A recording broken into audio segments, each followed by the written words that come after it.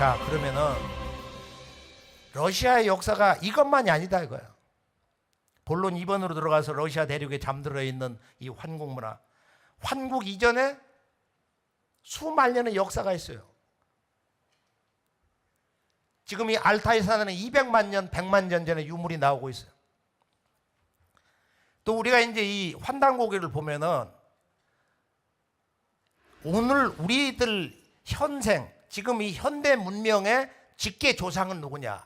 이에 대한 재미난 기록이 있습니다. 한번 잠깐 볼까요? 인류의 시조는 나반이시다. 나반께서 아만과 처음 만나신 곳은 아이삽이다. 두 분이 꿈에 상제님의 가르침을 받고 스스로 혼례를 올리시니 환족의 모든 족속이 그 후손이다. 옛적에 환국이 있었다. 백성들은 풍요로웠고 인구도 많았다. 처음에 환인께서 천산에 머무시며 돌을 깨쳐 장생하시니 몸에는 병이 없으셨다. 삼신 상제님을 대행하여 널리 교화를 베풀어 사람들로 하여금 싸움이 없게 하셨다. 모두 힘을 합해 열심히 일하여 굶주림과 추위가 저절로 사라졌다. 초대 안파견 환인에서 2세 혁서 환인, 3세 고시리 환인, 4세 주양 환인, 5세 석재임 환인, 6세 구울리 환인을 이어 7세 지위리 환인에 이르렀는데 환인을 단인이라고도 한다. 고기에 다음과 같이 기록되어 있다. 파네류산 아래에 환인씨의 나라가 있으니 천해의 동쪽 땅을 또한 파네류국이라 한다. 그 땅의 넓이는 남북으로 5만리요 동서로 2만여리니 통틀어 환국이라 했다. 이 환국은 다시 여러 나라로 구성되었는데 그 이름은 비리국, 양운국, 구막한국, 구다천국, 일군국, 우루국, 일명 필라국, 객현한국, 구모액국, 매구여국, 일명 직구다국, 사나바국, 선패국, 일명 시위국 또는 통고사국, 수미리국으로 합하여 12국이다. 천해는 지금의 북해이다. 환국은 7세를 전하니 그 영년은 3301년인데 혹자는 63,182년이라고도 하니 어느 것이 옳은지 알 수 없다. 우리가 이 환국의 역사에서 놀라운 그 첫 소식을 듣게 되는 것은 오늘의 인류의 직계조상 첫 아버지 어머니 나반과 아만에 대한 소식인데요. 이 두 분이 처음 만난 곳이 바이칼이었다는 거야. 그런데 실제 바이칼은 환단고기에서는 인간 생명이 처음 탄생하는 그 생명의 씨가 머무는 곳이다. 그러니까 아마 바이칼의 그 깊은 의미는 인간이 탄생을 하는 지구 어머니 자궁이 아니냐 이렇게 해석을 하고 있습니다. 자, 나반과 아만에서 보면은 지구의 언어 가운데 어머니를 가르치는 말은 대개 M이 들어가더라. 우리 한국말에 아버지, 어머니, 머니 또는 아이들이 부르는 아빠, 엄마. 영어에서도 mother. 러시아 말도 그렇잖아. 러시아 말도 보면은 그러면은 이 M이라고 하는 말이 뭐냐면은 그것은 바로 이 물을 얘기하는 거예요. 생명의 근원인 물. 물이 파도를 갖다가 이 M의 모습을 땄다고 그러는데 알파벳에서. 그래서 우리가 mother 또는 mountain, 산봉우리 이것도 생명의 물결이야. 그래서 평화를 본성으로 하는 그런 많은 말들이 M으로 시작하는 말들이 꽤 있어요. 우리들이 아주 기분이 좋을 때, 행복할 때 외치는 소리, 기분 좋은 그런 그 신음소리도 그 M으로 표시를 하거든. 그래서 우리가 이 아버지와 어머니라고 하는 언어의 기원이 바로 나반에서 아만에서 오지 않았냐 말이야. 이것도 이제 언어학적으로 보면은 종합을 해서 분류를 해가지고 나반과 아만의 이 문화를 한번 정리해 볼 필요가 있습니다. 7월 7일 문화. 이 7월 7일 날 나반과 아만이 바이칼을 건너서 아이사비에서 만났다. 그래서 그분들이 이제 만나서 청수를 떠놓고 맑은 물을 떠놓고 이 온 우주의 통치자 하나님이신 삼신 하나님, 삼신 상제님께 배례를 하고 절을 하고서 부부가 됐다는 거야. 이 바이칼에 그런 깊은 의미가 있습니다. 자, 바이칼 옆에서 2만 7천 년 전 그 몰타에서 남매의 무덤이 나왔는데 이 남매 무덤을 보면은 여기 뭐가 있어요? 약 5천 개, 각각 5천 개의 구슬이 나왔단 말이야. 이것은 사회 조직이 분업화된 그런 시스템이 작동이 되고 있었단 말이야. 어떤 왕국은 아니지만은 분명히 이런 그 상업 또는 기본적인 생활 문화의 그런 예술성 이런 것이 체계가 잡힌 적잖이 높은 그런 문화 수준의 사회가 있었다. 일본 오사카 대학의 의과대학 교수가 동아시안 유전자 지도가 이 바이칼을 중심으로 해서 한국과 일본, 부리아트, 중국 북부 이쪽은 바이칼을 중심으로 해서 지햄 유전자 그게 아주 거의 비슷하다고 그래. 한민족의 근원도 바이칼에 매우 가깝다 이런 주장을 하고 있어요. 우리가 이제 이 3만 년 그 전후에 불란서 쇼베 동굴 여기에 대한 그 영화 한 편이 나온 적도 있는데 지금 보면 그 대가들이 그거 같은 거야. 러시아의 그 톰스크 주에서 나온 골재단검 또 2만 8천 년 전 7천 전에 나온 모스크바 인근 여기 모스크바 인근에서 나온 구슬로 장식된 그런 유골이 있고 또 3만 년 2만 년 전에 이런 여러 가지 이제 그 작품이 있는데요. 제가 러시아 과학원 시베리아 분원 박물관을 우리가 답사를 해가지고 이제 찍어왔는데 여기에 보통 우리가 수만 년 전, 1만 년 전, 수천 년 전에 이런 유물이 너무 전시가 잘 돼 있단 말이에요.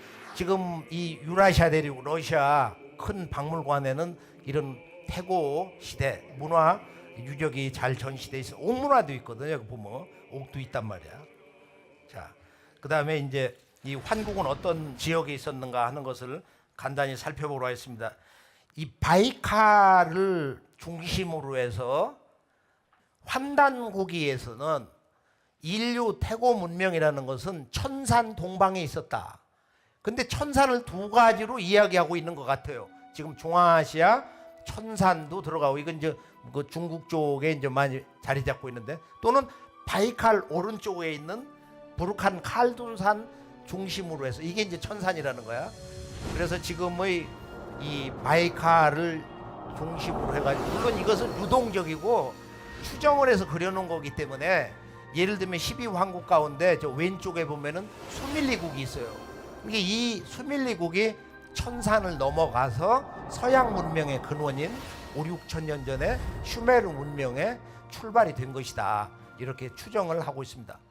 우리가 지금 루브르 박물관, 영국 또 대형 박물관이라든지 미국의 그 몇 개 유명 대학에서 보관하고 있는 그 슈메르 문명에서 나온 쐐기 문자, 그 서령 문자 수만 점을 분석을 해보니까 서양 문명의 근원이 되는 갑자기 나타난 이 슈메르 문명이 하늘산에서 넘어왔다. 우리는 동방 하늘산에서 넘어왔다고 그런 기록을 남겼다 이거예요.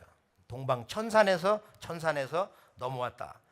그러면 이게 이제 이 천산을 중심으로 해서 바이칼을 중심으로 해서 주변에 12황국이 있었는데요. 그러면 그걸 어떻게 믿냐? 그렇게 믿을 수도 없고 안 믿을 수도 없는데 우리가 지금 환국 본기 또는 그 외 환단고기의 몇 가지 기록을 보면은 아주 재미난 내용도 있어요. 예를 들어서 뭐 직구다국이란 나라가 누구의 공격을 받아가지고 알타이산 지금 금악산으로 옮겨갔다 이런 내용이 나오거든. 정말로 아주 흥미진진한 기록이 아닐 수가 없어요. 그럼 이때 이 12환국 이것은 우리가 고대 신화라든지 뭐 예를 들면 그리스라든지 히타이트 민족이라든지 기독교 지금 구약을 보면은 구약이 뭐예요? 아브라함, 이삭 다음에 야곱에 의해서 12지파가 나오는 거야. 그래서 이 10이라고 하는 수가 바로 하늘과 땅의 그 시간의 순환, 그 순환을 상징하는 것인데, 우리가 지금 이제 어머니 그 시간의 전체 구성토를 12시간으로 과거에 얘기했는데, 지금은 그걸 나눠서 이제 하루는 24시간으로 쓰는 거야. 그래서 11도 안 되고 13도 안 된다는 거야. 꼭 12이야 된다. 그래서 이 12환국의 내용도 매우 중요한 인류 동서고금의 그런 그 신화라든지 사유 구조에 이 12수가 있는데요. 12수. 12나라가 있었다. 환국은 12나라다 말이에요. 그러면 이 나라가 7명의 통치자 환인에 의해서 다스려졌고, 그리고 영년은 전체적으로 3301년이다. 자, 그럼 이 문화의 특성이 뭐냐? 그 특성을 한번 간단히 정리를 해볼까 합니다. 환국 문화의 특성은, 환국의 백성들은 오직 한 가지를 삶의 목표로 삼았다는 거야. 그 광명, 밝음. 그 밝음, 광명을 환으로 얘기하는 거야. 지금 한자 문화권에서. 이건 우리가 이제 야 환하다. 밤에 보름달이 떠 있으면은 야 나처럼 환하다. 그리고 상대의 그 어떤 생활이 풍족해지고 모든 하는 일이 잘 돌아갈 때 아 자네 신수가 훤하구만. 그리고 지금 우리가 일상적으로 쓰고 있어요. 이 환이라는 거. 환. 밝으로 한자거든. 그러니까 나라 이름이 한 글자야. 환이야. 사람 마음도 본성이 환이야. 너의 마음도 나의 마음도 우리의 마음도 이 대자연의 생명의 본성도 우리들의 삶의 궁극의 목적도 환이라는 거야. 밝음. 우리가 이 밝음 원초적 근원적 우주 생명의 실상의 세계에 들어가지 못하는 한 우리는 영원히 삶과 죽음에서 허덕인다 이거예요. 그래서 제가 역사는 삶과 죽음이 도다. 역사는 생사의 도다. 러시아 땅에서 그 생각을 다시 한번 절감하게 되었습니다.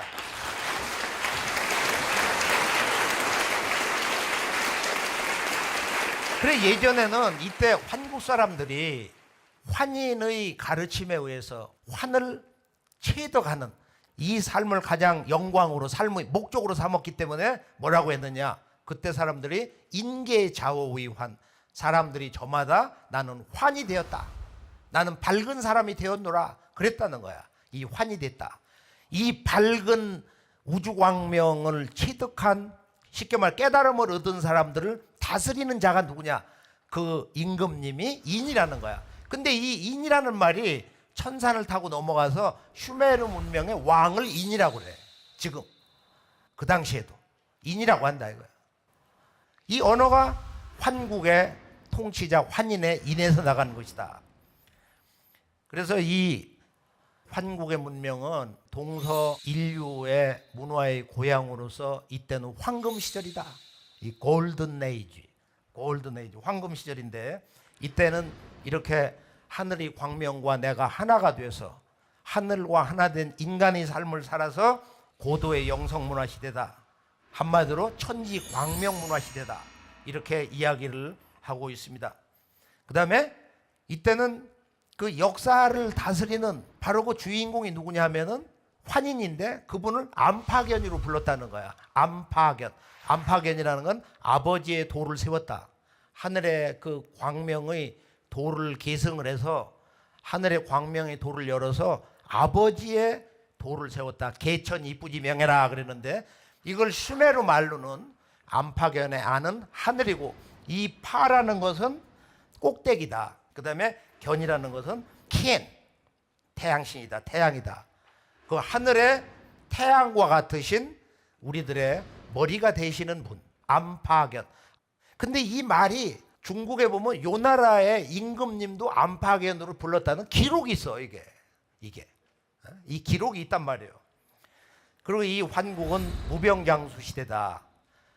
그러니까 이때 7분 환인이 3301년을 다스렸으니까 평균 470년을 통치를 했는데 그러니까 못 믿는 거야. 이건 조작된 책이라고.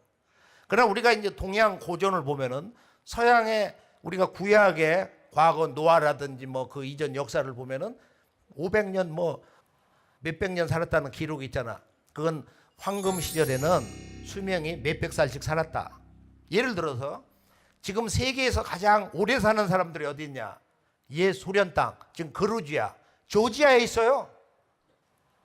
그 해변가 지금 마을. 그 양반들 150살까지 살아. 그래 미국의 인도계 그 의사 디팍 차프라가 거기를 갔다 와가지고 에이지리스 마디 타임리스 마인드라고 하는 책 아마 중간 그 넘어가면은 왼쪽 페이지에 그런 내용을 재밌게 써놨는데요.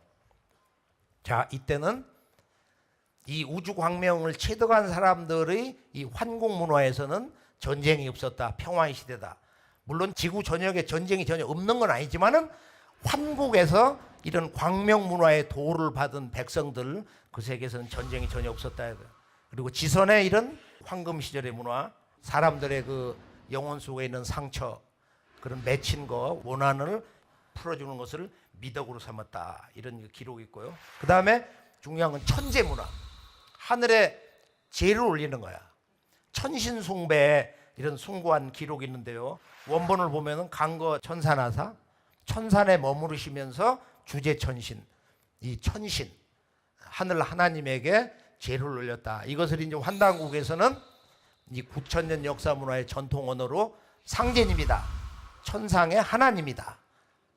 하나님의 본래 호칭이 뭐냐? 이렇게 물으면 우리가 가드 뭐 이것만 알지만은 천주님으로 알지만은 천신 이런 언어보다 원래 말은 천상의 하나님, 위상자 하나님 제자 상제님이다. 삼신상제님이다 말이야. 그 삼신상제님께 천재를 올린 바로 그 제천단이 3단으로 되어 있는 원형 제천단이었다. 그것이 5천여 년 전에도 바로 지금 이 러시아 땅에 있었단 말이야. 그 다음에 이때는 문화가 이제 옥문화. 제가 항상 이걸 차고 댕겨요.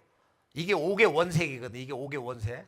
옥이라는 건 하늘의 마음, 하늘의 광명, 신의 마음, 신의 영원한 생명을 상징하는 거예요. 옥이.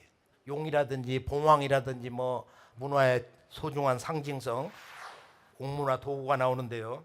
압록강 저 왼쪽에 수화목 뭐 그 주변에 여러 곳이 이제 있는데 이루크츠크 박물관에도 보면은 옥이 있어. 옥이 있어요.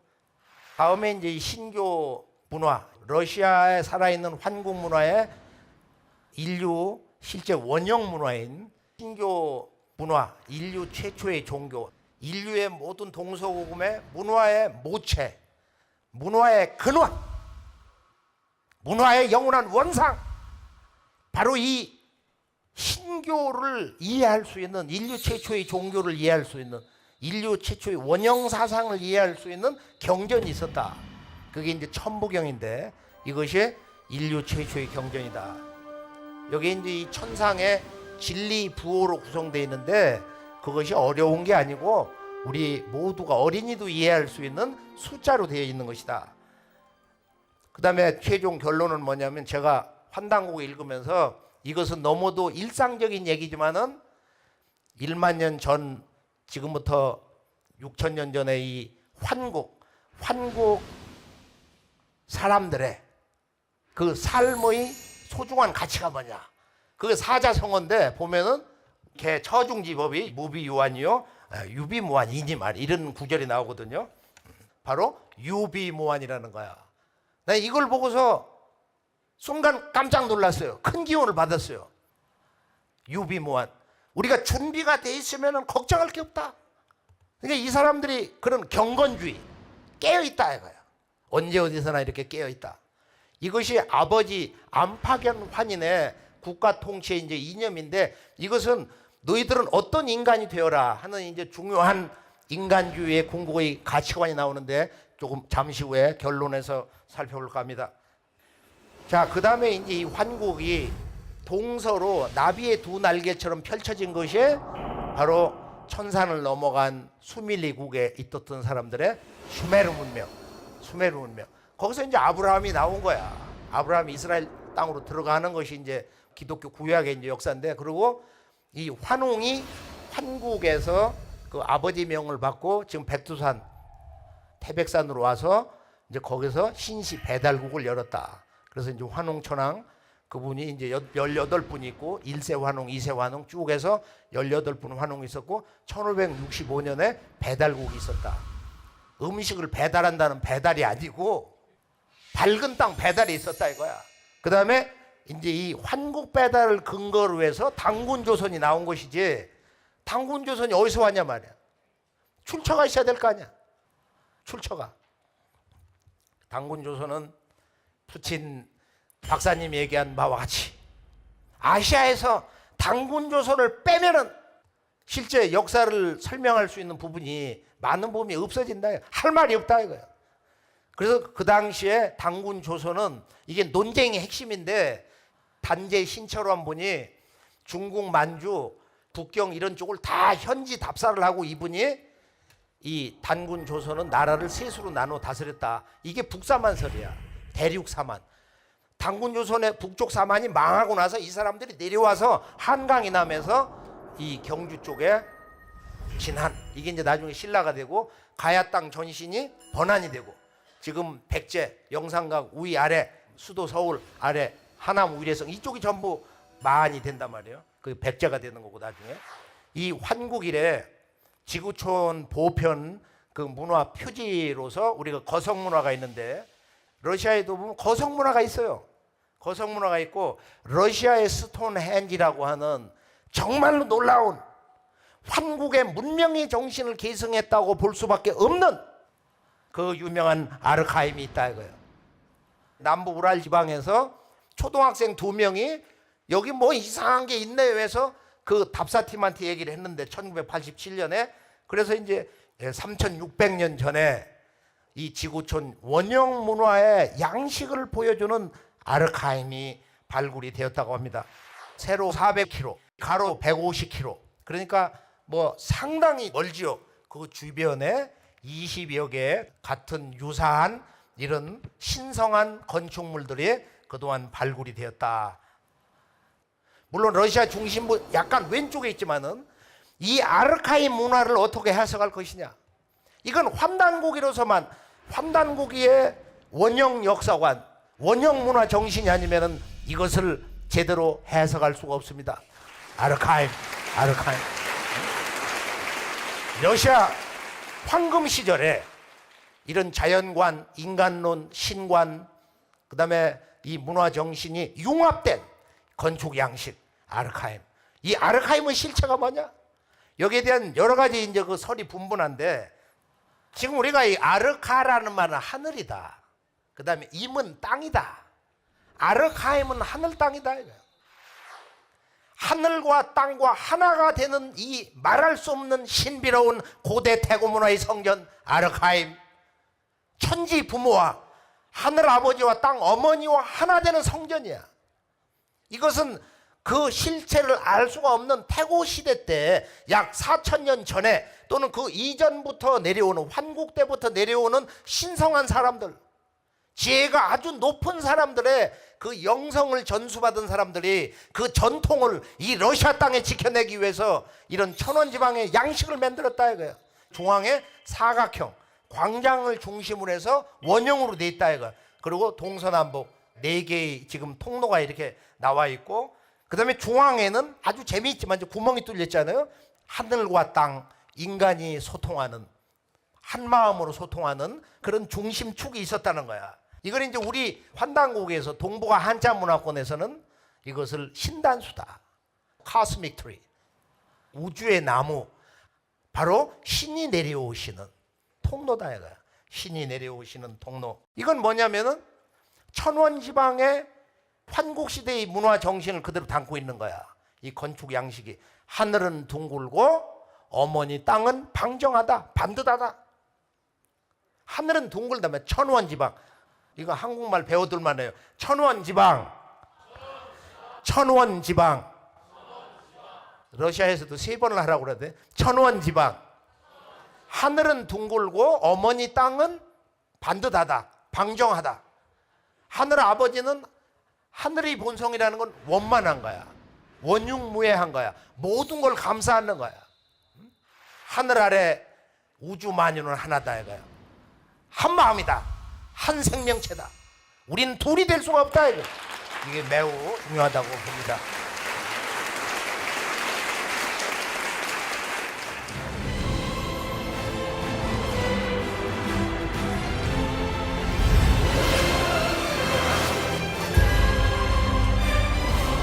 자, 그러면 이제 환국의 이 사상, 환국의 문화 사상을 얘기해야 되는데 그걸 신교라고 한다. 신교.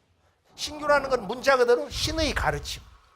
신의 가르침을 받을 수 있는 만큼의 밝은 마음을 가졌단 말이야. 자, 이것은 인류 원형문화라고 하는데요. 신교는 인류의 원형문화다. 인류의 최초의 종교다. 인류 영성문화의 근원이다. 이거야. 신교를 알 때 이 러시아 시원 문화, 이 황금 시절의 태고 문화를 제대로 바르게 해석할 수가 있습니다. 환국에서 시작된 인류의 원형 문화 신교. 자, 이에 대해서 한국에서도 번역이 한 10여 년 전에 됐는데 아리엘 골란이라는 분이 이 동서 고금의 문화 상징을 다 모아가지고 책을 냈어요. 방대한 책을 냈는데 이분이 이런 얘기를 하고 있어요. 아주 오래전에 잊혀진 종교, 그 종교는 2, 3만 년 전에 형성되기 시작해서 1만 년에서 4천 년 전 이 동남 유럽과 근동에 거주하던 신석기의 초기 농경민족들 사이에서 전성기를 누렸다. 이게 신교야. 이게 신교다 말이야.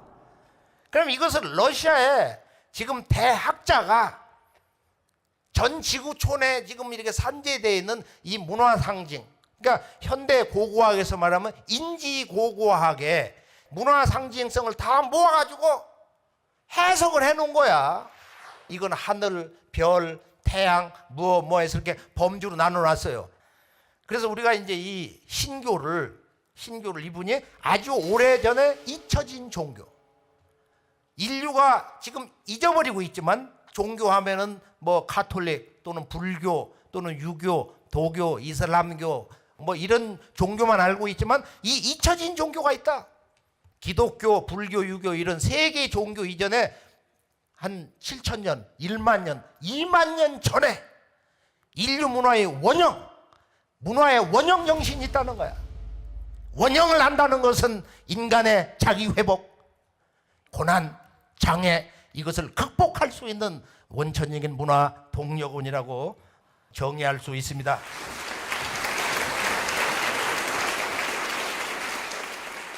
그럼 신교란 뭐냐? 신교는 신의 가르침을 받아서 이렇게 사물을 보고 행동하고 판단을 하고 문화를 만들어 나가는데요. 신을 그냥 one god라고 하지 않고 트라인 God, 삼신이라고 하는 거야. 신은 삼신이다. 신은 삼신이다. 그러니까 신은 삼신으로 존재한다는 거야. 그런데 왜 신 앞에다 3을 넣냐? 1, 2, 3. 하나, 둘, 셋 할 때 3을 넣는다. 1, 2, 3. 1, 2, 3. 3을 넣는 거예요. 신 앞에다가 3자를 붙여서 삼신이다. 그것은 신의 본래 자기 속성이 세 가지가 있다는 거야. 신은 낳는, 만물을 낳는 그런 본성이 있어. 그리고 기르는 본성이 있어. 세 번째는 다스리는 본성이 있어. 이것을 바로 조화, 교화, 치화. 조교치. 낳고 기르고 다스리는 신의 3대 본성이 있다. 조화는 낳는 본성은 하늘에서 맡고, 기르는 본성은 어머니 땅이 맡고, 그리고 다스리는 것은 인간이 전적으로 행사하는 것이다. 신교는 보면은 이렇게 두 가지 문화 코드로 이렇게 나누는데요. 하나는 뭐냐면은 삼신이 있고 하나는 칠성 문화가 있다. 칠성. 7개 별. 북녘 하늘에 있는 빅 디퍼. 북두 칠성 문화. 이 삼신과 칠성 문화가 인류 문명을 만든 인류의 모든 종교가 탄생하는 인류의 깨달음의 문화 근원이다. 이거. 이 문제는 너무 중요하기 때문에 우리가 언제 어디서나 어떤 학문을 하든 이 인생에서 우리가 어떤 전공을 하든 이것을 잊어서는 안 되겠습니다. 자, 이걸 다시 한번 정리해 보면, 자, 삼신을 보면은 이 삼신은 무형이지만은 그 신이 자기를 이 현실 세계에 드러낸 거 뭐냐? 신의 자기 현현, 이 셀프 매니페스테이션. 신이 내가 이렇게 살아있다. 이것이 뭐냐면 하늘과 땅과 인간이라는 거야. 하늘과 땅과 인간. 자, 하늘과 땅과 인간이 살아있는 삼신의 모습이야. 살아있는 조물주의 모습이야. 따라서 인간은 하늘을 아버지로 삼고 땅을 어머니로 삼는데, 이게 이제 천지 부모 사상이에요.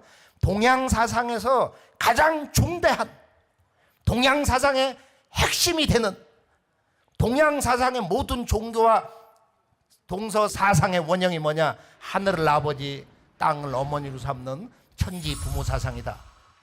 그러면 인간은 뭐냐? 인간에 대한 정의는 바로 천지 부모의 아들과 딸로서, 신의 아들과 딸로서 천지의 꿈과 이상을 완성하는 자다 이거야.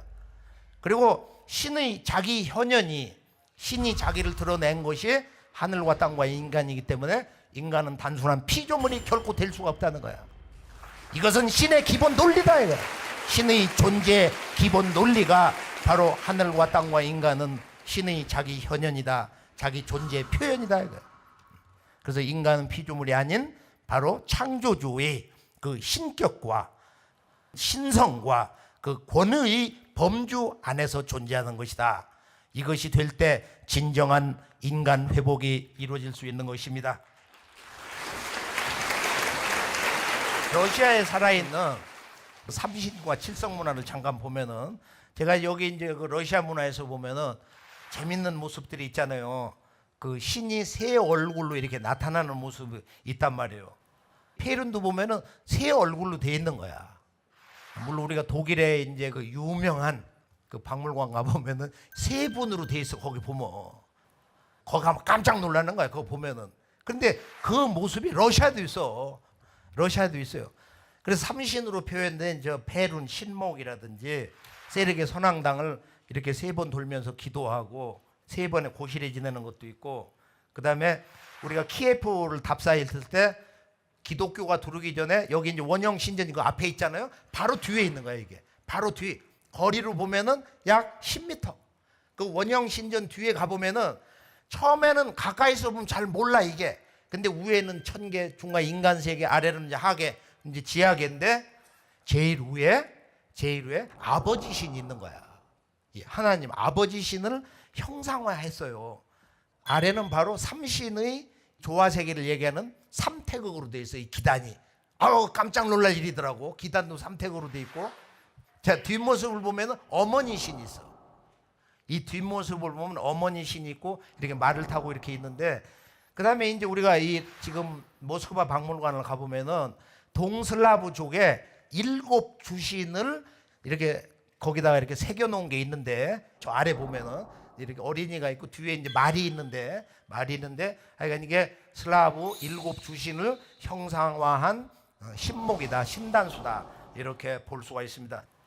저게 대만의 고궁박물관에 있는 건데, 저것은 4,500년 전 홍산문화 바로 후기 고조선 초기인데 천재를 올릴 때 쓰던 제기인데 저걸 옥종이라고 합니다. 옥종. 저건 천원지방이야. 사각형으로 돼 있고 중앙은 원으로 돼 있어요. 원으로 돼 있는 거거든. 그런데 저 양식이 상통되잖아. 이렇게 보면은 한쪽은 중국에서 나온 거고 한쪽은 이게 지금 슬라브 러시아의 지금 저 서부 쪽인데 이 양식이 비슷하잖아요. 자, 그러면은 이제 태고 원형 문화의 보편 상징 원십자와 원방각 문제. 원십자라는 것은 로마인들이 죄수들을 형틀에 매달고 못 박아 죽이는 이런 십자가 아니란 말이야. 가로와 세로가 똑같은 본래의 십자, 본래의 이제 원십자인데 오리지널 크로스. 그러면 여기에는 우리가 이제 문화적으로 보면은 이 원방각, 원이라고 하는 서클, 그 다음에 이제 이 방정한 거, 반듯반듯 사각형, 그 다음에 이제 삼각형, 정삼각형, 이것이 이제 이 우주에 존재하는 만물의 그런 기하학, 그 공간 존재 원리란 말이야. 자, 그 내용을 살펴보면은 지구촌에는 원십자가 어디에도 다 있어요. 내가 가본 선에서는 뭐 영국 스코틀랜드부터 아프리카에도 있고 중동에도 있고 시베리아 전역에 있고 미국에도 있고 마야 문명에도 있단 말이야. 그럼 이게 뭐냐? 이 원십자의 상징성이 뭐냐 말이야. 바로 이것을 전해준 이것을 깨닫고 선포한 시원 종족이 있다. 이게 이제 환국으로 보는 것인데, 그것을 전 지구에 전파한, 소개하고 생활하게 한 중간 매개 종족이는 이게 전파 종족이다. 전파 종족이 있는데, 그 문화 교류 중심을 누가 했냐? 이들이 바로 유목민이다 이거야. 그 말 타고 다니면서 전쟁에 가면서 정복을 하면서 이런 문화를 전했어요. 자, 원십자라는 것은 서두에서 이것은 모든 인간의 삶의 근본 주제들, 행복, 평안함, 자연과의 합일, 그 다음에 신과 인간, 대자연의 신성, 본성, 이것이 이제 원십자로 상징이 되는 것인데, 그리스 항해사들이 이것을 생명처럼 여기면서 The Four Cardinal Directions, 바로 네 개의 주요한 방위란 말이야. 동서남북. 이걸 잃으면 죽으니까, 길을 잃어버리니까 바다에서 어둠에 떨어져 가지고 죽을 수밖에 없단 말이에요. 자, 콜롬바의 원십자를 보면 이 참 아주 미학적으로 잘 빠졌는데, 이 콜롬바라는 사람은 아일랜드 출신 신부 선교사였는데, 이게 겔트 문화의 이제 원십자라고 그러는데, 이게 보면은 사각형 동서남북에 삼수로 이렇게 얽혀져 있는 거야. 이게 삼수 문화. 이 원형 삼수 문화가 이렇게 얽혀 있고, 중앙에 보면 또 원십자가 또 있어. 그러니까 여기서 중요한 거는 이 원십자의 중앙, 본체, substance, 그리고 이 하나님의 마음을 상징하는 원중심 센터에서 이렇게 벌어져 나온 거야. 동서 남북. 여기서 우리가 살고 있는 이 대우주 자연, 이 우주 자연은 시간과 공간을 근본으로 한다. 이 시간 공간의 문제, 그것은 네 가지의 정동서남북, 이 사정방, 네 곳에 반듯한 그 방위성을 가지고 있단 말이야. 그러니까 우리가 항상 이렇게 반듯하게 있어야 건강한 거야. 생명이 평안한 거야. 이걸 이렇게 하고 댕겨봐. 이렇게 하고 댕겨보란 말이야. 안 되잖아. 이렇게 반듯해야 돼. 이게 우주의 생명의 본성이다. 이게 사정방인데, 원십자 문화는 이제 이걸 배주는데, 그 다음에 기약 도용은 원이라는 건 하늘의 마음, 아버지의 마음, 그 다음에 반듯한 것은 어머니의 마음. 그럼 어머니는 반듯한 걸 잃으면은 어머니의 그 덕성 모든 걸 다 잃어버리는 거야. 그러니까 어머니가 바르면은, 어머니가 반듯하면은 그 가정은 영원히 사는 거야. 그래서 이 아버지와 어머니, 이 천지의 본성이 이 원방, 그리고 사람은 천지 부모와 하나 되는 것이 궁극의 삶의 목적이야. 그래서 인간의 삶의 목적과 인간의 생명의 본성이라는 건 하늘과 땅과 일체 관계다. 이게 삼위일체를 상징하는 도형인 정삼각형입니다. 삼위일체 문화는 정삼각형에서 온 거야. 그래서 동서고금에 가보면은 태고 시대의 도자기를 보면은 바로 이 정삼각형이 늘 붙어댕겨. 너무도 완벽한 것이 러시아 문화권에 많은 걸 보고 깊은 감동을 받았습니다.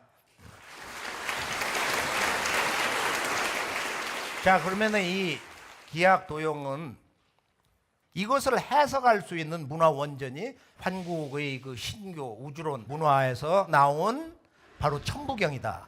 그럼 천부경이란 뭐냐? 여기에 대한 연구는 학술 논문이나 서책이나 기사가 대단히 많이 나와 있어요. 천부경은 첫째, 인류 최초 경전이다. 인류 최초의 계시록이다. The first revelation of human history and culture. 인류 최초 문화 역사의 첫 번째 계시록이다 말이야. 자, 오늘날 영과 일, 디지털, 과학 문명의 근원이 천부경에서 온 거예요. 그래서 인류의 모든 지혜의 근원, 그 원천이 되는 문화 원전이다. 또 자연수 1, 2, 3, 4, 5, 6, 7, 8, 9, 10 10개의 수로 하늘과 땅과 인간과 신, 진리에 대한 정의를 한다. 그래서 1이라는 숫자를 11개를 쓰고 3이라는 숫자를 8번을 쓰는데, 천부경에는 천지 부모는 누구냐? 하늘을 아버지, 땅을 어머니로 삼았는데, 이에 대해서 이 천부경보다도 가장 근본적인, 가장 원천적인, 가장 강력한 이런 위대한 신성한 사상은 있을 수가 없다고 봅니다. 우리 인간은 무엇인가? 인간이란 왜 태어나며 무엇을 왜 존재하냐 이거야. 인간의 삶의 목적은 뭐냐 이거야. 이 문제가 바로 천부경에서 1, 2, 3, 4의 수의 원리를 가지고 하늘과 땅, 인간의 일체 관계에 대해서 진리, 정의를 너무도 간명하게, 너무도 시원스럽게 정의를 해주고 있단 말이야. 천부경은 환국에서부터 이 사람들이 일시무실 이렇게 입으로 외워가면서 모든 사람들이 이것을 10억, 100억 번을 읽으면서 살았다. 한 번 읽는데 한 20초밖에 안 걸리는 이 천부경. 9981 81자로 이루어진 이 천부경, 이걸 읽으면서 이것이 배달국에 와서 신지 혁덕의 녹도문 사슴문자로 기록을 하고 조선시대 때 신지가 이것을 전서로 기록해서 태백산에다가 비석을 세워서 신라 때 당나라 유학을 했던 고운 치치원이라는 분이 번역을 해가지고 전에서 고려 때는 천부경에 대한 주석서가 몇 가지가 나왔습니다. 자, 천부경 한번 보실까요? 인류 최초 경전, 우주수학 원전이면서 깨달음의 원전, 모든 종교의 원천이 되는 사상 원전. 천부경 제가 한번 그냥 읽어볼 테니까 들어보세요. 일시무실 석상공 무진본 천일일 지일리 인일삼 일적시거 무게화삼. 그 다음에 중경이야 두 번째. 천이삼 지삼 인이삼 대삼합육 생칠팔구 운삼사 성환오칠. 그 다음에 마지막 하경 일묘연 만왕만내 용변 부동본 본신본 태양 악명 인중천지일 일종무중일이다. 그런데 이 뜻은 아주 간결한 거야. 이걸 가지고 우리가 뭐 책도 몇백 권 쓸 수도 있고 뭐 이 자연의 신비를 다 이것으로 해석할 수 있는데 모든 것은 하나에서 나와서 하나로 돌아간다. 이게 일시무실 마지막 일종무종일이야. 일시 하나에서 비롯됐다. 나와 너 우리가 살고 있는 대자연 우주도 전부 하나에서 나왔다는 거야. 하나에서 모든 것이 나와서 하나로 돌아간다. 그런데 이 하나는 인식이 되지 않기 때문에 이 하나가 구체적으로 현실 세계에서 드러날 때는 세 가지의 지극한 걸로 나온다. 그게 이제 석삼극인데 석상극. 하나가 구체적으로 셋으로 세 가지 지극한 것으로 나온다. 그것이 하늘과 땅과 인간이다. 석상극 무진본. 그래서 아무리 많은 하늘의 은하계 또 아무리 많은 지구촌 생명 인간이 억조가 나오고 또 나오고 또 나오고 해도 그 근본 우주의 생명력은 다함이 없다. 고갈되는 게 아니다 이거야. 이 대우주 생명력은 늘지도 않고 줄지도 않아. 이 우주 생명의 아주 원천적인 항존성. 우주는 영원히 살아있다는 거야. 우주는 영원히 살아있다. 이게 무진본이거든. 그러니까 내가 바로 이 우주와 하나가 될 때, 하나로 돌아갈 때는 어떻게 되는 거냐? 이 우주와 영원히 하나로 살아있는 거야.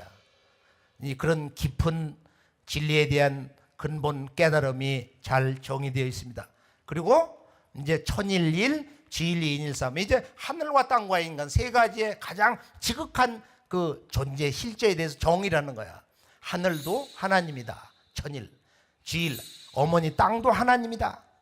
그리고 인간도 바로 이 진리의 근원 일자 그 하나를 그대로 가지고 있다는 거야. 우리 몸과 마음 이 영 속에는 영혼 속에는 바로 이 천지 조물주의 생명의 그 근원 일자를 그것을 그대로 가지고 있단 말이야. 인일 그걸 다른 말로 태일이라고 합니다.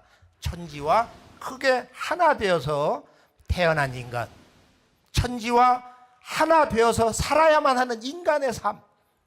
하늘 아버지 땅 어머니 천지 부모와 그 하나 된 삶을 성취한다 하는 그런 삶의 목적 진리의 명령이 천부경에 내재되어 있는 것입니다. 상경의 마지막 메시지는 뭐냐면은 바로 이거예요. 일적시거. 이 하나라는 건 뭐냐?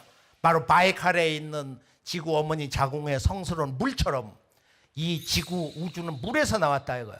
이걸 우리가 태극이라고 그러거든요. 바로 이 태극이 수로 말하면 1태극이다. 수소 하이드리전이라는 게 원자 번호가 1이잖아. 그러면은 여기서 일적이라는 것은 우주가 물에서 나와가지고 이 물이 분열을 해서 봄, 여름이 지나고 가을이 되면은 십수시대가 열린다는 거야. 우리들 모든 인간의 마음 속에서 이제는 근본을 찾아야 된다. 먹는 것만 즐기는 것만이 다가 아니다 이거야. 결국 이게 이제 우리들의 그 진리의 문제, 깨달음의 문제인데요. 일적 십거. 하나가 쌓여가지고 10으로 열린다. 10으로 커서 성숙한다. 열매를 맺는다. 이런 의미가 있습니다. 일적, 10거. 그래서 봄개벽과 가을개벽. 우주의 봄이 열리는 것이 일적, 우주의 가을이 열리는 것이 바로 10거다. 근대 역사 출발점에서 일적은 선천개벽사상, 10거는 이것은 이제 가을 우주가 열리는 바로 개벽사상, 부천개벽. 그러니까 본래의 진리의 원상, 원형 문화가 나오는 거야. 러시아에 잠들어 있는 황국의 황금 시절의 우주 광명의 문화가 나온단 말이야. 이게 10거거든. 10거. 이 10거를 위해서 우리가 오늘 이 자리에서 만났어요. 중경 가서 보면은 하늘과 땅과 인간은 음양운동을 하면서 그리고 다 함께 삼위일체로 살아있다. 천이삼, 지삼, 이삼. 그러고서 대삼합육이야. 인간의 삶의 그 모든 걸 이루는 거, 인간이 자기의 모든 걸 이루는 것은 대삼과 합이 될 때. 대삼은 뭐예요? 큰 셋. 바로 하늘과 땅과 인간이 크게 하나가 됐을 때, 합이 됐을 때, 유니티. 하나가 됐을 때 육이라는 건 영원한 우주의 생명수. 우리가 신약에 보면 니고데모가 묻잖아. 어떻게 하면 거듭날 수가 있겠사옵니까? 하니까 사람이 물과 성령이 아니면은 거듭날 수가 없다. 영생할 수가 없다. 그거 물이거든. 우주의 영원한 생명수다 말이야. 대삼합육. 그래서 이 육이 천부경 81자의 중심수가 되어 있습니다. 육이라고 하는 문제가 이제 근대 우리 조선의 동학혁명에서 육림소라든지 그리고 앞으로 남북 통일이라는 것은 이 육림 문화가 나와가지고 통일이 된다. 이게 이제 개벽관에 의한 이제 통일관인데요. 이것을 한번 기억을 해두시고 그 다음에 이제 한국과 러시아의 새로운 만남.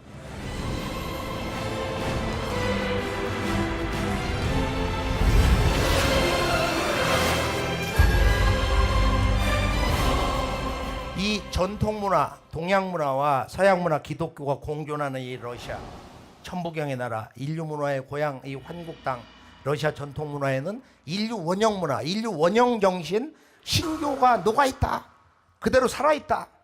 환국의 신교 문화 이 코드로 러시아의 황금 시절의 문화를 잘 모아가지고 종합을 해서 보면은 러시아의 소중한 문화유산과 지구촌에 산재되어 있는 이 우주의 원십자 원방강 문화라든지 또는 용봉 문화, 용과 봉, 드래곤, 페닉스 이런 그 문화를 우리가 제대로 해석할 수가 있다.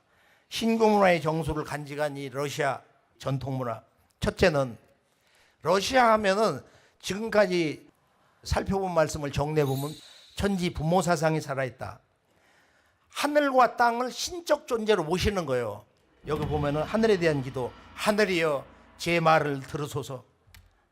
이철이라는 분이 쓴 그 책에 있는 내용을 감동받아서 내가 여기다 옮겨놨는데 하늘이여 제 말을 들으소서. 러시아 사람들이 그 전통 신앙의 숨결을 가지고 이런 기도를 하는 거야.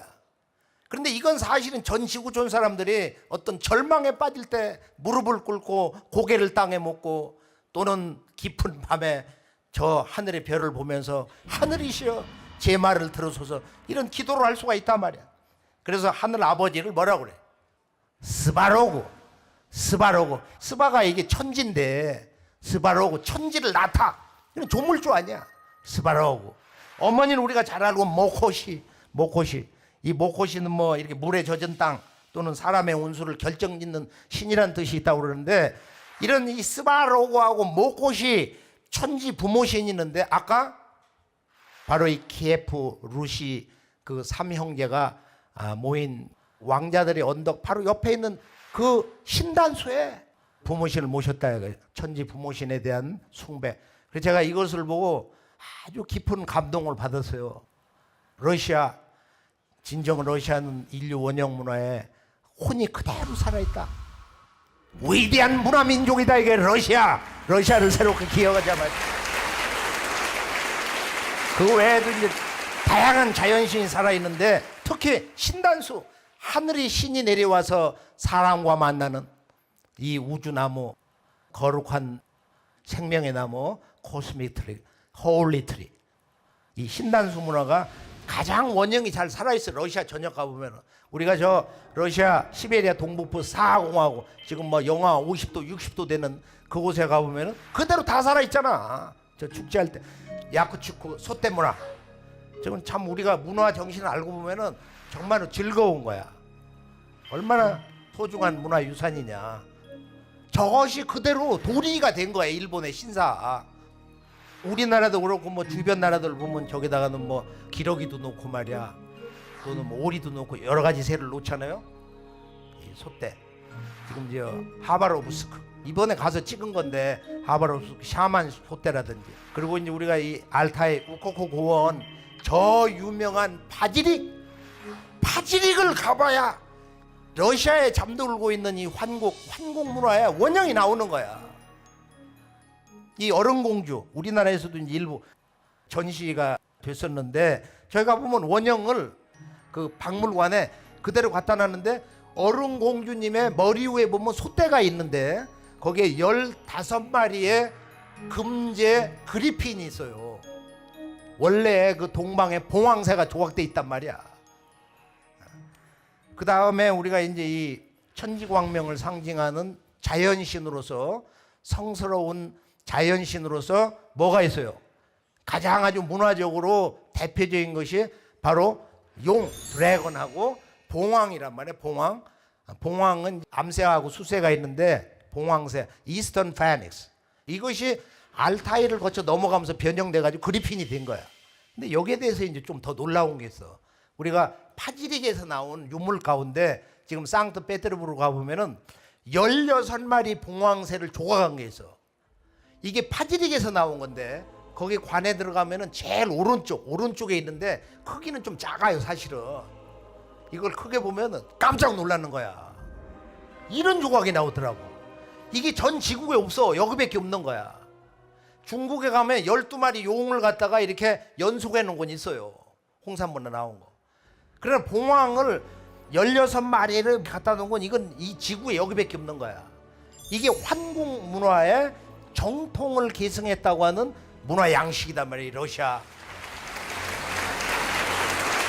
그래서 우리가 결론은 이 인류 문명의 발상지의 한 성소라 볼 수 있는 이 알타이가 이제 우리 한국에서는 이건 금이 많은 곳이다 해서 이제 그렇게 알고 있는데 이것을 금산이라고 그래요. 금악산이라고 그래요. 우리 말로는 금이 많이 나오는 곳이다.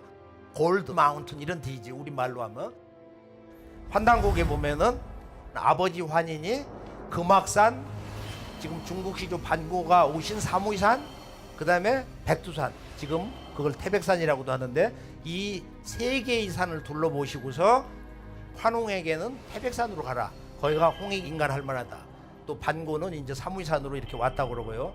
그래서 이 금악산 알타이산이 100만 년 전에 이런 그 유물이 나오고 그러는 곳인데 앞으로 이 알타이산 파지릭에서 지금 그 대형 쿠로칸 바로 유목문화의 그 대왕의 그 무덤을 다 파다가 어디다 갖다 놨냐면 상트페테르부르크 거기 갖다 놨는데 가보면은 높이가 뭐 상당히 이렇게 높고 그 대형 무덤 안에 있는 관목도 그대로 다 갖다 놓은 거야. 박물관 안에 보면은. 그리고 대형 카페트가 지금 이 화면 이거보다도 좀 더 클 거야. 그 왕의 무덤에서 나온 대형 카페트. 그런데 이제 거기에서 이제 가장 놀라운 게 뭐냐면은 왕이 타던 말의 눈 쪽에 환국의 우주광명 문화를 상징하는 유물이 나왔어요. 그게 뭐냐? 두 글자. 그 두 글자가 뭐냐 이거야. 바로 고곡이 있어요. 고곡이 있고 말의 가슴 쪽에도 보면 고곡이 있어. 그 고곡은 뭐 태하다, 뭐 생명의 뭐 근원을 여러 가지 설이 있는데 다 훌륭한 얘기지만은 고곡의 신비, 상징을 푸는 것이 아마 환궁 문명의 이 우주광명의 신성을 푸는 모든 열쇠가 다 있지 않냐. 고곡의 문제. 그리고 아까의 우물정자 같은 거. 자, 정리를 해보면은 이 알타이 지역은 이 아파나시에보에서 5,000년 전에 말 제가라고 승마 증거가 나왔어. 그리고 이제 이 대형 쿠르칸 묘제가 6,000년에서 4,000년 전에 유럽으로 대량 유입이 됐다고 그러는데 독일 출신의 슈메켈이라는 사람은 이 메소포타미아 지역으로 추정을 해요. 이건 사실 알타이 지역에서 가지 않았냐. 왜냐, 우리가 파지릭의 유물을 직접 보면은 크고 작은 쿠룩한이 있거든. 그 왕의 무덤들, 대형 묘제가 있단 말이야. 이 알타이 문화, 여기 이런 대형 크룩한이 중앙아시아도 있고, 또 러시아의 그 유명한 산의 그 위쪽 보면은 이 쿠룩한의 무덤이 이렇게 나열됐다고 그러는데, 그리고 이제 러시아 문화에 보면 이제 이 정신 문화의 궁극을 상징하는 도깨비가 있어요. 도깨비가 있는데 용복 문화보다 그 영적 수준이, 스피리추얼 디멘션이 훨씬 더 높은 이런 궁극의 자연신이거든요. 티베트가 가면 많이 있어요. 근데 여기는 이제 조금 원형이 이제 그대로는 내려오는데, 베이스와 조르트라고 하는 러시아 도깨비도 있긴 있더라. 여기도 그대로 있더란 말이야. 자, 그리스 정교가 러시아 땅으로 돌아왔다는 어떤 의미가 있냐, 이걸 문화적으로 어떻게 해석해야 되냐 말이야. 그냥 러시아 역사가 생성되는 과정에서 비잔틴에 가서 세례를 받고 그리스 정교를 받아서 러시아 정교가 됐다, 그것이 아니다 이거야. 그것은 동서양 문화의 중심, 아버지 문화권이라고 할 수 있는 지금의 환국에서 동서양으로 문화가 나비 두 날개 전 분화가 됐어. 그래서 천산을 넘어서 이 수밀리국 사람들이 슈메르 문명을 이라크 남부에 10여 개 도시 국가를 세우고, 거기서 아브라함이 아버지를 따라서 이스라엘로 들어간 거야. 그래서 기독교 문명이 나왔단 말이야.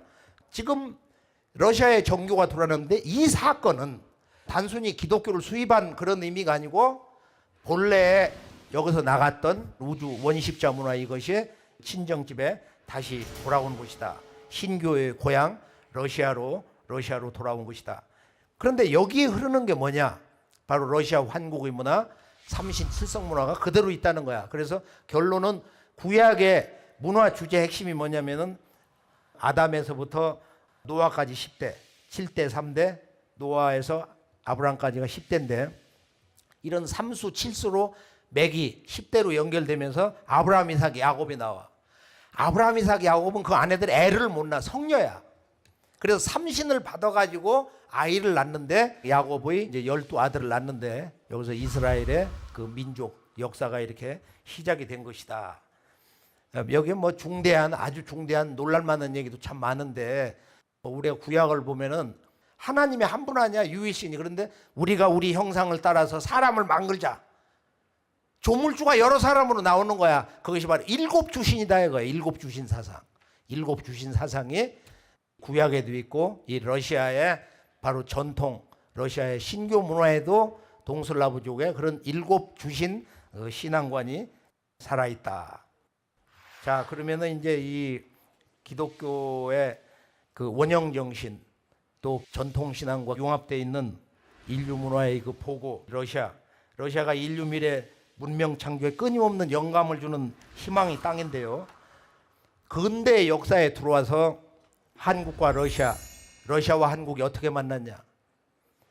제정 러시아가 로마노프 왕조가 기울어지는 러시아 인민들의 민심이 이렇게 돌아서는 일로 전쟁의 패배에서, 그런 극적 상황에서, 또 한국은 조선 왕조가 이렇게 패망당하는 가장 어려운 국운의 절망의 시간대에 두 나라가 근대사에서 만났어요. 바로 이때 동북아 한국 한반도 작은 땅에서는 이 지구 나가서는 우주의 질서가 바뀌는 개벽이 온다. 개벽 문화, 총체적 인류 문화혁명의 마지막 메시지, 개벽선언이 있었습니다.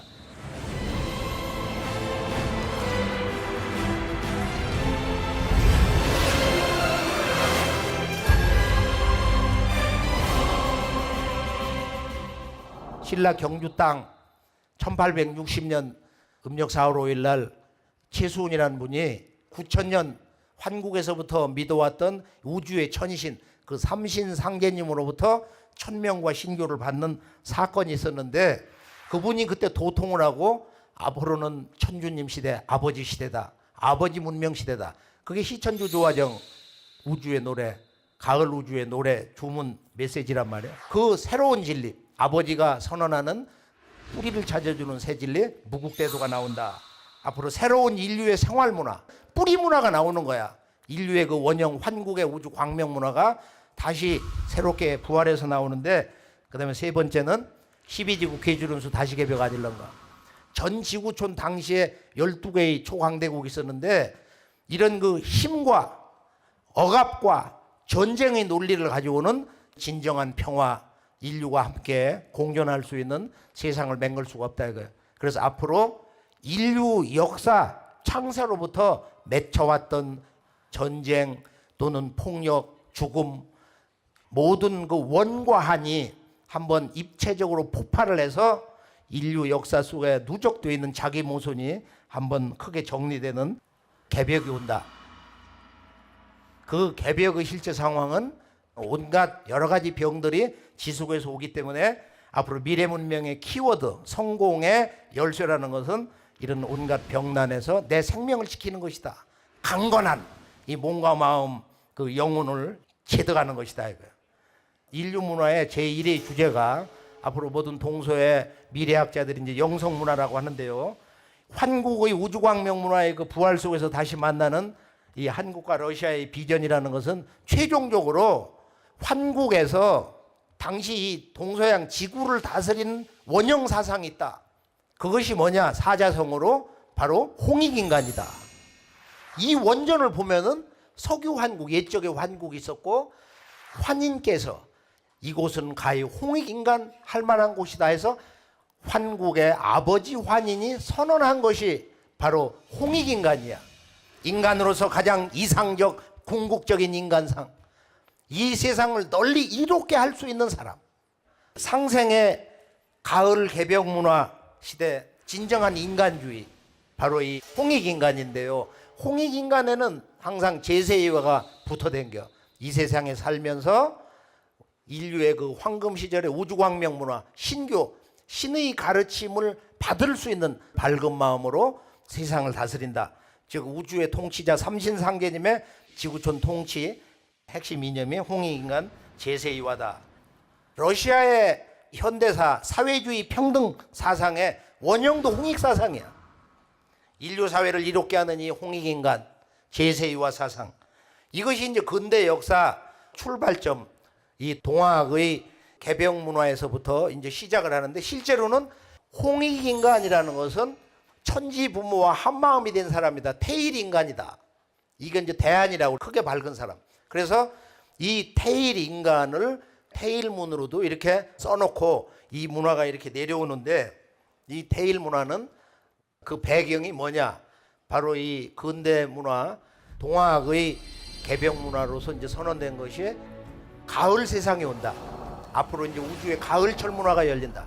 지금은 이 우주 1년 봄, 여름, 가을, 겨울이 129,600년으로 순환을 하는데, 지금 과학도 12만 년에서 13만 년마다 지구의 빙하기 겨울철이 온다는 거야. 129,600년이 우주의 봄, 여름, 가을, 겨울인데, 봄, 여름은 선천, 가을, 겨울은 후천이다 이거.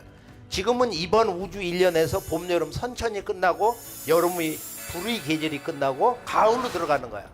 그래서 이 가을이 될 때는 성숙한 인간이 되기 위해서는 우리가 이 천지 부모와 하나 되는, 한마음이 되는 태일 인간으로 살아야 된다. 이것을 외친 분이 1200여 년 전에 중국 당나라 때 대신선인 여동빈입니다. 도교 신선 문화의 중심이 되는 인물. 이분이 책이 이제 태을금화 종지인데, 태을이라는 것은 우주 궁극의 조화자리다. 태을자는 무상지위다. 뭐 이렇게 정의를 했어요. 이것이 실제 앞으로 가을 우주로 들어가는, 인류가 전부 이 세상을 위해서 상생의 마음, 상생의 그런 새 우주 질서, 가을 문화의 질서를 열어줄 수 있는 천지와 하나 되는 그 사람이 되게 해주는 공부, 천지 한마음이 되는 천지 조화 기운을 받아내리는 공부가 바로 태을주다. 태을주, 이게 이제 참동학에서 나왔는데 태을주, 환국의 땅에서 나온 태일 문화, 그것이 실제적으로 이루어지는 신성의 상징이 이제 태을인데요. 태을주. 그래서 이 23자, 훔치훔치 태을천 상왕군 훔리치아도레 훔리함리사파, 이것이 바로 우주 원십자, 그걸 수로 얘기하면 태일이고, 때로는 우리가 우물정자로도 얘기하는데요. 우물정자 얘기는 제가 여기서 뭐 실제 한마디도 못하고, 다만 베테레스부르크하고 키예프를 답사를 해보니까 거기 아까 그 우물정자를 봤잖아요. 그게 환단곡에 보면은 삼성기 첫 페이지 나와. 환국에서 온 환웅이 제일 먼저 한 게 뭐냐면은 백두산 근교에 있는 천평에다 넓은 들에다가 자정과 여정이라고 하는 우물을 팠다는 거야. 그 자정과 여정을 어떻게 해석할 거냐 말이야. 그게 무슨 단순한 우물이냐.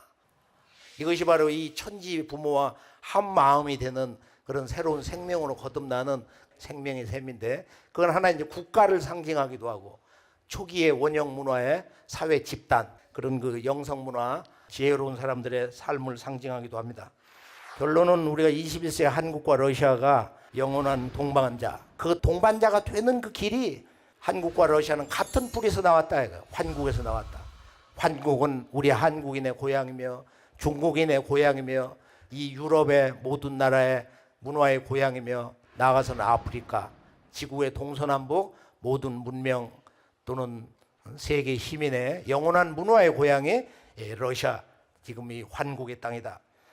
한국은 환국의 그 역사를 기록해 가지고 있는 이런 자랑스러운 나라예요.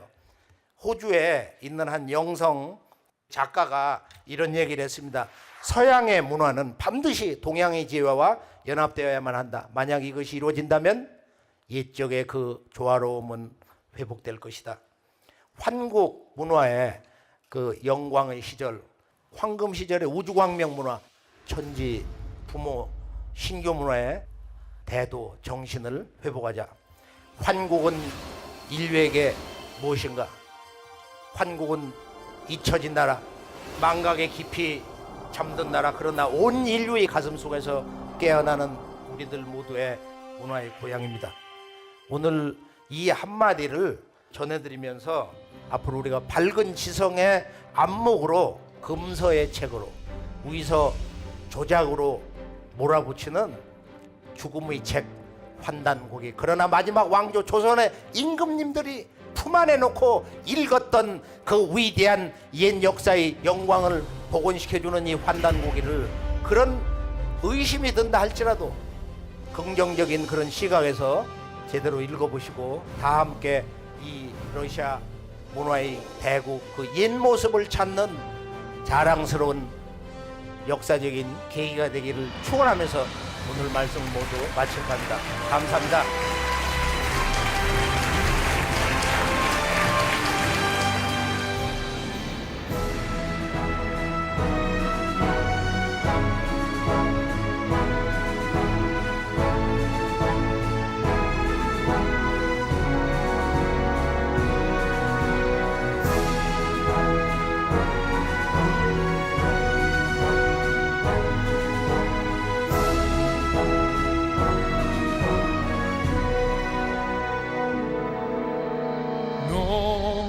Non riesco a immaginar come potrei mai stare senza te.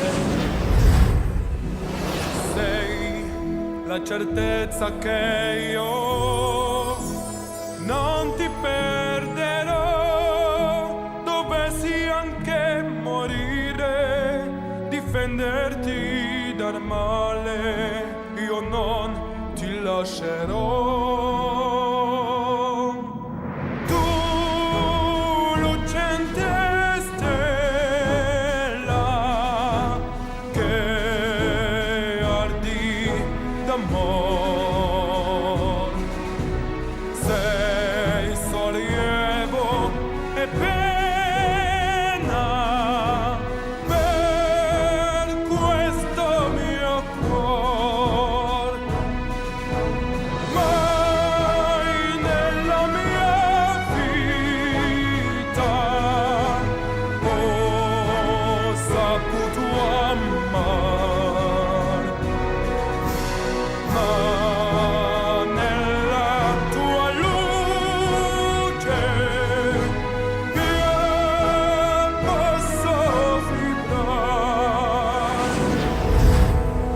Io che vivevo По-разному senza относиться к памятнику Фандовой Козьминки, его интерпретации, но он есть, его нужно исследовать. И я считаю, в общем-то, то, что перевод сделан, в том числе там, на русский язык, это важное событие, потому что в любом случае это памятник, который существует, и мы должны с ним считаться. И я с большим удовольствием выслушал доклады участников конференции российских и корейских. И, конечно, специальную лекцию моего старого друга, профессора Анджельджона, которому имел удовольствие еще познакомиться в далеком 1990 году, когда он начинал полевые исследования в России. И сейчас вот мы все могли убедиться, насколько глубоко и всесторонне, очень широко он познакомился, в том числе и с российской культурой, с российской философией, историей России. И так вот широко и свободно оперировал многими понятиями, включая и нашу отечественную историю. Потом скорее у нас как бы давние дружбы и отношения, поскольку территории рядом, я занимаюсь Дальним Востоком, дальневосточными культурами. Скорее это прямо связано. И, в общем, конечно, общение очень полезное, интересное. Вторая часть была интересна вот с точки зрения восточной философии и определенных футурологических прогнозов, можно сказать, этой школы. Вот. И вообще российскому человеку интересно познакомиться вот с именно малоизвестной книгой 판단국이. 냉전 이후에 약 한 60년 이상 한국이 분단돼 있고 하다 보니까 러시아에 대해서 많이들 한국 사람들이 좀 멀리 있는 국가다라고 생각하는데, 저는 가장 아쉬운 게 우리는 러시아는 우리나라하고 땅이 붙어 있는 나라다. 땅이 붙어 있는 나라고, 러시아가 가지고 있는 극동의 지역들은 우리 역사의 오랜 활동 무대였다. 그래서 그 부분 잊지 마시고 러시아에 대한 관심을 많이 가져주시기를 부탁드리겠습니다.